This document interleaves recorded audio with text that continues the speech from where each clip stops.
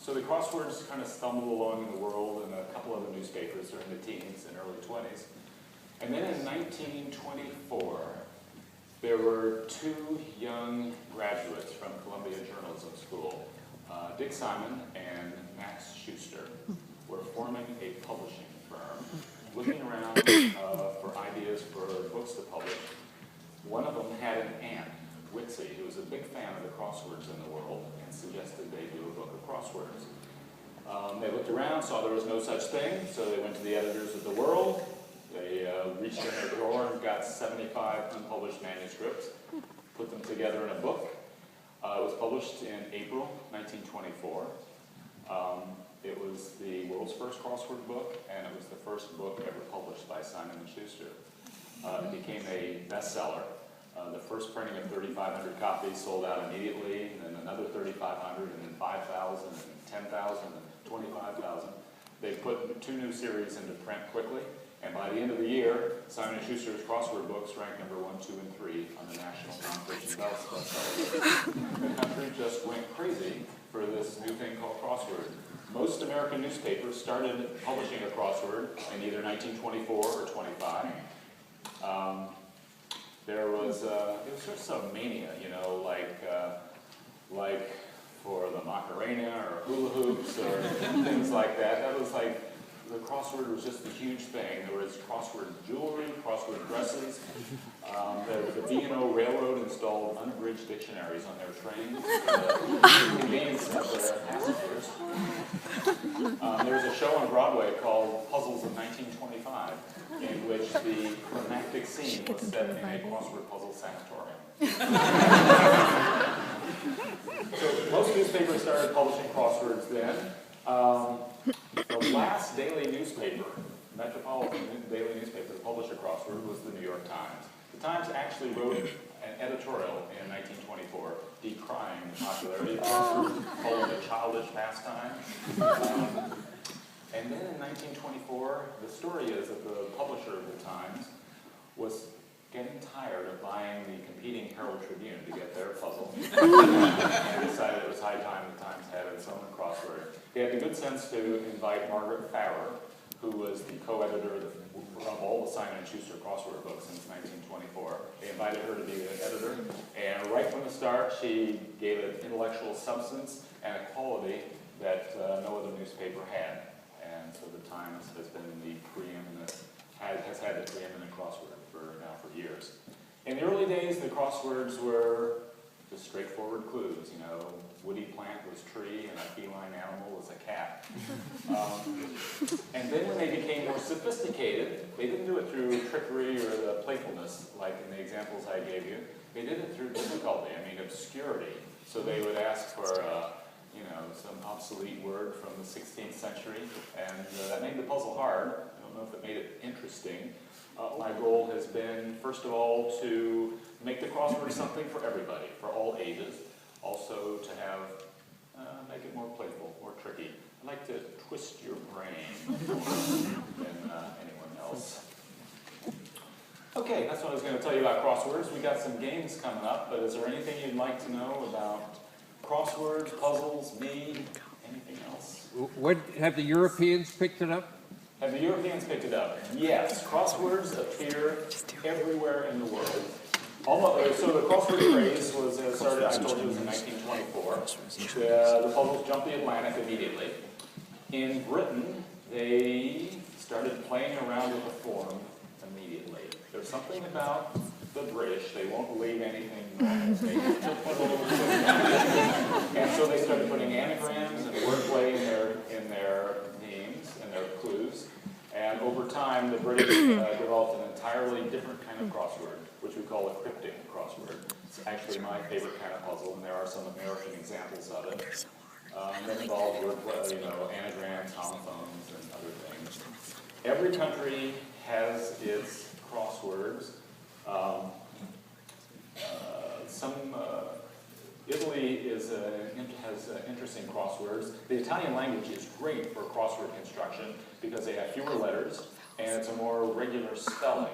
So the Italians are able to achieve wide open white spaces that would, in the middle of the grids. It would be impossible for us to do in English. We just can't do it. But the problem with Italian is that almost all the words end in vowels. So when you get down to the bottom row, the right corner, right margin of the grids, there's lots of these little stinky 2- and 3-letter things that make the puzzles not so interesting. So we really have the best crosswords here. Yeah. When you edit a puzzle, what usually needs to be changed? Good question. When I edit, what usually needs to be changed? I'll tell you that I think my biggest influence in the crossword actually is in what I accept for publication. Because I get 75 to 100 manuscripts a week. And I look through them all and pick out my favorites. I correspond with the contributors, saying what I like or don't like. That's the biggest part. I do sometimes change grids. You know, if I love a puzzle, but there is, you know, a river in Namibia that's stuck in just to make the corner work, I will do my best to get rid of that. Or maybe the vocabulary is just a little bland.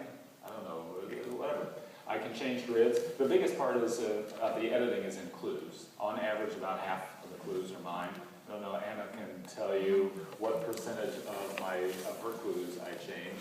I'm a very hands-on editor. I want to make sure the clues, first of all, are the right level of difficulty.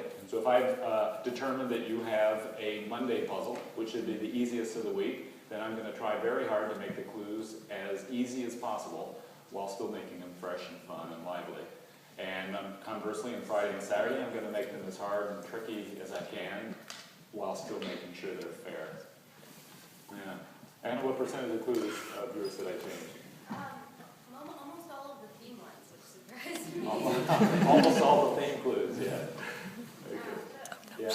Maybe a third. A third, well that's good. Okay, so I average a half, so you did right here? Oh, me? Yeah, right here. Oh. You, yes. Do you have a favorite word? Yes, do I have a favorite word? I do. Yeah, the word is bucalegon. It's U-C-A-L-E-G-O-N. It's a neighbor whose house is on fire. Are you kidding? It doesn't come up much in conversation.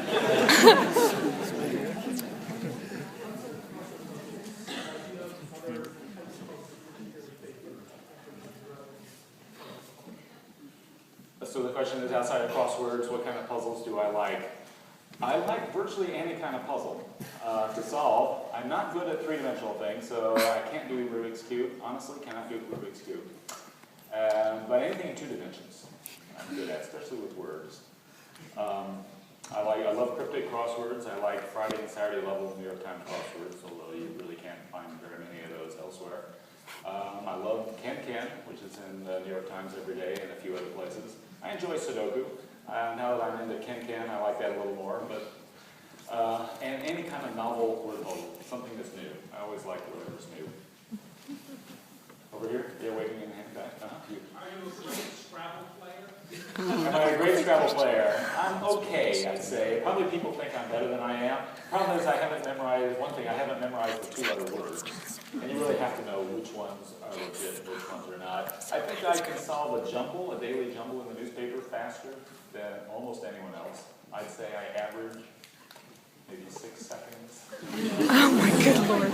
And my favorite thing. You listed some of your favorite puzzles of the past year, but what about of all time? My all-time favorite crossword. Well, let me ask, first of all, has anyone here seen Wordplay, the documentary? Okay, if you see Wordplay, you know what my all-time favorite crossword is, but for those of you who haven't seen it, it appeared on Election Day, 1996. It was a Tuesday. And the clue for the middle answer across the diagram was headline in tomorrow's newspaper. This appeared on Tuesday, on Election Day. People are going to the polls. And the answer appeared to be Clinton elected, because he was way ahead of the polls. But the answer could also be Bob Dole elected. Either one worked with the crossings. For example, coming down the first down was black Halloween animal, and you could make cat forming the C of Clinton, or bat forming the first B of Bob Dole. The next one was French 101 word, and you could say lui or oui. first section of the grid was actually, talking about editing, that first section of the grid was mine. I made that work out. And the next one was means of support. I think it was means of support. And you could form IRA as an individual retirement account or a bra.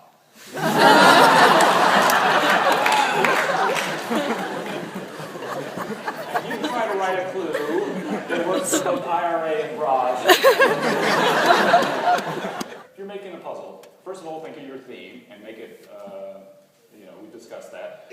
And then place them in the black squares. It's critical. Most people think, let me just jump into the construction. But actually, it's really important to place your black squares strategically so that you can put lively, good vocabulary in.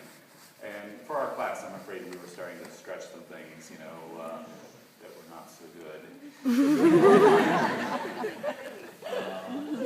And look ahead. And then as you start the construction, start with the most constrained places first. So after we changed the theme answer, we ended up with E blank W blank S.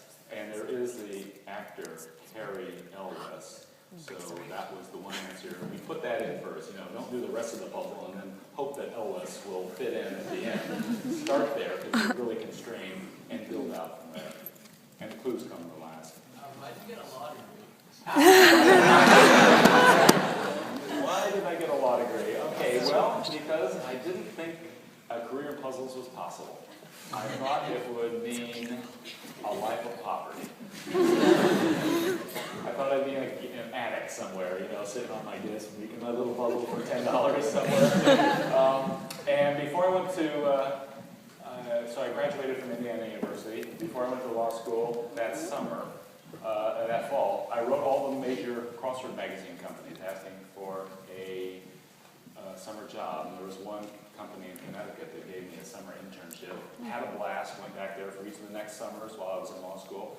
Worked for there full-time for 7 months after law school. Why did I go to law school? Because I didn't think I could make a career in puzzles. And my older brother, was a lawyer, so it just felt like the thing to do. When I was, the spring of my first year at law school, I decided I'm going to have a career in puzzles. Now I realize how I can do it by being an editor. And I was in the practice then of writing my parents a long letter every week, just what I did. And I wrote them that I would be dropping out of law school at the end of the semester. And I'll tell you, this is never do what I did.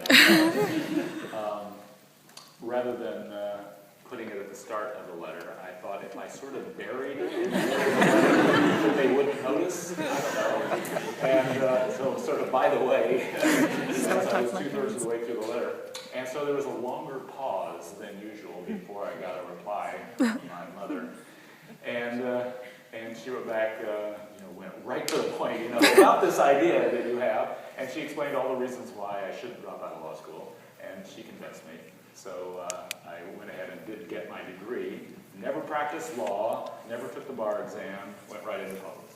And never looked back. What's the curriculum of enigmatology? What's the curriculum of enigmatology? Well, as you can guess, not even a school as big as Indiana University has any classes on puzzles. I had made them all up myself, and every one was independent learning. I found a professor in English to work with me on crossword construction, for example. And every couple of weeks I would make a crossword, take it in to his office and sit beside him as he solved and critiqued it. And that's how I made my first professional level crosswords. I took courses on 20th century American word puzzles, where I studied their history. Took courses on math puzzles, both their history and how to make them through professors in math. Took a course on logic puzzles with a philosophy professor. Took a course on crossword magazines from a journalism professor. Took a course on the psychology of puzzles through a psychology professor. And my advisor was in linguistics. My thesis was on the history of American word puzzles before 1860, which was published in the Journal of Recreational Linguistics.